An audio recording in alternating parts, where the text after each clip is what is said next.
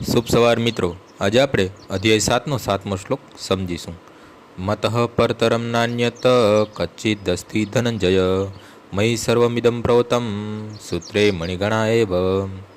હે ધનંજય, મારાથી શ્રેષ્ઠ એવું કોઈ તત્વ નથી. જેવી રીતે મોતી દોરામાં ગોથવાયેલા રહે છે, તેવી રીતે સર્વ કંઈ મારા આધારે રહેલું છે.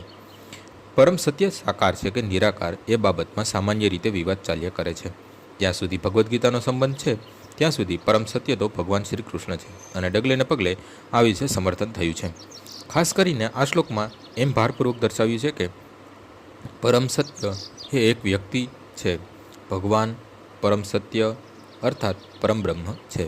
એ રીતે બ્રહ્મ સંહિતામાં પણ સમર્થન થયું છે. ઈશ્વર પરમઃ કૃષ્ણ સચ્ચિદાનંદ વિગ્રહ અર્થાત પરમ સત્ય પૂર્ણ પુરુષોત્તમ પરમેશ્વર ભગવાન કૃષ્ણ છે અને તેઓ જ આદ ભગવાન, સર્વ આનંદના ભંડાર, ગોવિંદ અને પૂર્ણ આનંદ તથા જ્ઞાનના સનાતન સ્વરૂપ છે.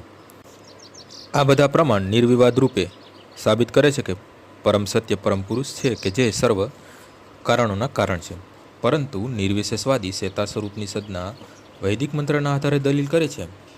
તતો યદુતરતરમ તદુરૂપમના મયમ્ય એતદ્વિ દુર્મુતાસ્તે ભવન્ય યથેથરે દુઃખમેવા પિયંતી.